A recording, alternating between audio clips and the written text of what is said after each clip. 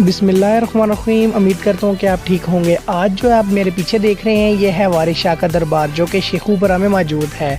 तो आज हम आपको वारिस शाह का दरबार की सैर करवाएंगे, तो चलें हमारे साथ।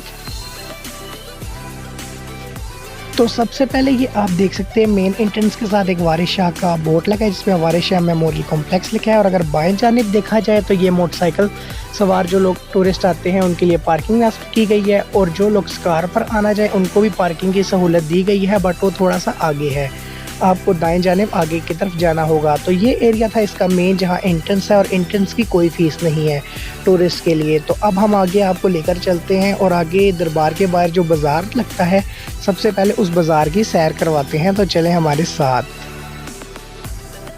और मेन एंट्रेंस क्रॉस करने के बाद आपको कम से कम 60 मीटर पैदल चलना पड़ता है, और इसके बाएं जानिब आपको बाज़ार एक कतार में नज़र आएगा जिसमें तारीख़ी चीज़ें, बच्चों के खिलौने और आपको बहुत खाने पीने की अशिया मिलेंगी।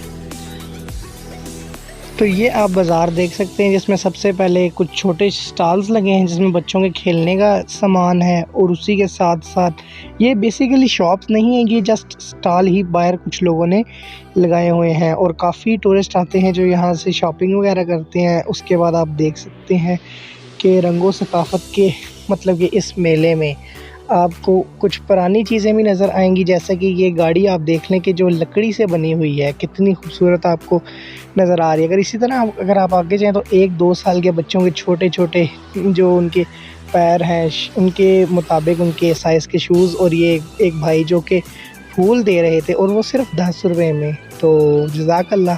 तो आए आगे सफ़र का आगाज़ करते हैं। बाज़ार को देखने के बाद अब आप ये वो एंट्रेंस देख रहे हैं जहाँ से सीधा आप दरबार के अंदर पहुँच जाएंगे और कब्र शरीफ की ज़ियारत करेंगे। तो ये इसकी मेन सेकंड एंट्रेंस है। और अब आपको बताता चलो वारिस शाह के जो कि जंडियाला शेर खान जो कि एक छोटा सा गांव है तहसील शेखुपुरा शहर का और ये शेखुपुरा लाहौर के मशरक़ में वाक़या है, जो कि ऑलरेडी मैं अपने पिछले व्लॉग में सारी हिस्ट्री शेखुपुरा की बयान कर चुका हूँ। जिन लोगों ने नहीं देखी मैं डिस्क्रिप्शन में लिंक दे दूँगा, वो ज़रूर जाके देखिएगा।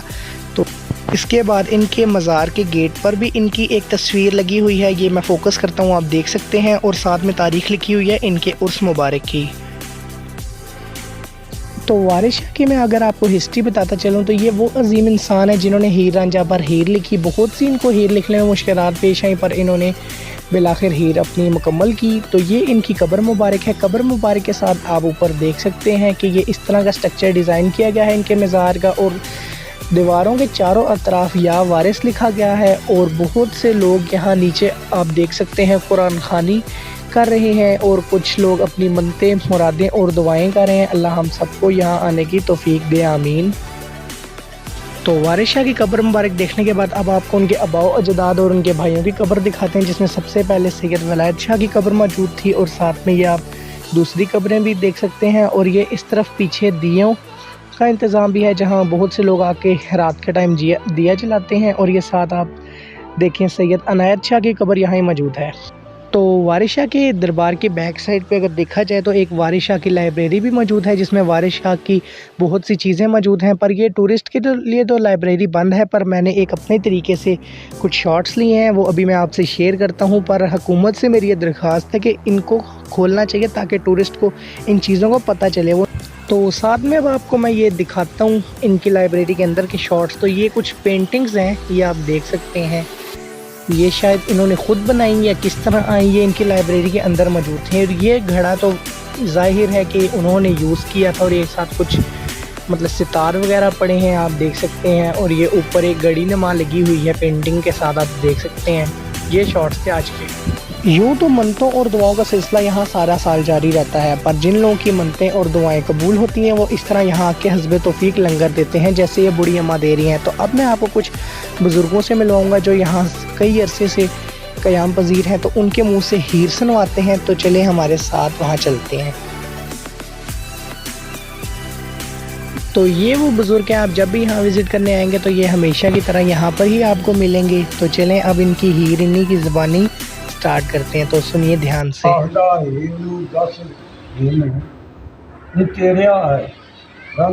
तेरिया मापिया साथ कुठां कीता सिर दे रह गए पासे 3.5 मन दी दही फिदा कीती हुण होई ने तोलिया मासियां शश 5-12 ते 3 काने लिखे जमाने दे पासियां ते आप रुझ गईयों विच खेड़ियां दे साडी गल गवाई आसियां वर्षा वसा की जिंदगी दा ए उम्र नबी पता सी। तो ये आपने एक अभी हीर का शेर सुना। यहाँ पे कुछ अर्सा पहले एक और बाबा जी होते थे, वो सुर के साथ हीर सुनाते थे, पर अब वो नहीं रहे, अल्लाह उन्हें जन्नत में जगह दे। तो अब किसी से यहाँ इंटरव्यू लेते हैं और जानते हैं कि टूरिस्ट को कैसा लगता है यहाँ पर आना। तो चलें हमारे साथ। तो ये मेरे पीछे है वारिस शाह। तो अभी मैं किसी से कोशिश करता हूँ इंटरव्यू लेने की। भाईजान क्या हाल है? ठीक है, क्या नाम है आपका? वैस। अच्छा वैस भाई, ये वारिस शाह के दरबार में फर्स्ट टाइम हम विजिट करने, तो आप भी आ जाएँ। आप बताएं आज आपको कैसा लग रहा है? मैं भी यहाँ पे दरअसल फर्स्ट टाइम आया हूँ और मैं आउट ऑफ सिटी से आया हूँ। तो यहाँ पे आके बहुत अच्छा फील हो रहा है। जगह बहुत अच्छी है। यहाँ का नाम तो बहुत सुना था बहुत ज़्यादा, और मेरे कदम भी आया, लेकिन वो दूसरी साइड पे वहाँ पे है। तो मैं यहाँ पूरा व्यू देख रहा था, बहुत अच्छा व्यू है यहाँ का, बहुत अच्छा। और मैंने यहाँ देखा काफ़ी लोग कोई लंगर वगैरह भी इस पर पीछे देख रहे हैं, क्या वाकई में यहाँ दवाएँ वगैरह कबूल होती हैं? ये तो अब देखें ना, अल्लाह की जात दुआ कबूल, ये तो हमारा वसीला है। इनके सबब हम कह के दुआ का मतलब कह सकते हैं अल्लाह को, कबूल अल्लाह की जात है। बिल्कुल। अच्छा, अच्छा, लंगर का भी यहाँ पे इंतजाम किया। एक मेरा आपसे लास्ट क्वेश्चन, ये लाइब्रेरी इन्होंने बंद की है, क्या इनको खोलनी चाहिए? आप क्या कहेंगे हमारे व्यूवर्स को और हुकूमत से क्या कहना चाहेंगे? देखिए, मैं तो यहाँ पे जो शहर के लोग हैं वो तो बार बार आ सकते हैं, लेकिन मैं आउट ऑफ सिटी से आया हूँ, तो मुझे देखें अब बार बार तो नहीं ना मैं आ सकता। बिल्कुल ऐसे। तो इसलिए मेरी तो यही राय है कि इनको ओपन करनी चाहिए ये लाइब्रेरी अगर बात करें। थैंक यू हवैस भाई, वेलकम। तो जी, तो आपने देखा इंटरव्यू, तो आपको ये पीछे मैं भी हुकूमत से दरख्वास्त करूँगा इस लाइब्रेरी को खोलें, और बाकी टूरिस्ट के लिए बहुत अच्छी अट्रैक्शन है। तो ये थे अवैस भाई जिन्होंने अपनी राय पेश की कि हुकूमत को लाइब्रेरी खोलनी चाहिए और टूरिस्ट के लिए एक बेस्ट प्लेस है। तो आए किसी और से इंटरव्यू लेते हैं। ये आज एक भाई और मिले हैं, तो अब इनसे इंटरव्यू लेते हैं। ये क्या कहना चाहिए? अस्सलाम वालेकुम भाई, क्या हाल है? ठीक है। हम क्या नाम है आपका? ये कहाँ का रहने वाले हैं? मैं काशी यहाँ पे रहता हूँ। ठीक है। आप मुझे ये बताएं, मैं तो एज ए टूरिस्ट हूँ, रावलपिंडी से आया हूँ, तो इस जगह के बारे में कुछ ऐसे दिलचस्प साइट बताएं जो मुझे ना पता है। जी ये देखें, एक अल्लाह की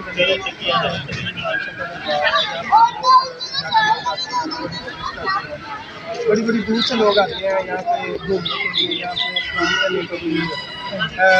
कुछ उनके ये वो लोग हैं जिन्होंने दिल की खिदमत की है, थोड़े दिन का काम किया है, इसी अकीदत के साथ लोग यहाँ पे आते हैं, अपनी मंजिल मुरादें लेकर। अब वल्लाह अलम, अल्लाह ताला कबूल करवाते हैं इनके सदक़े।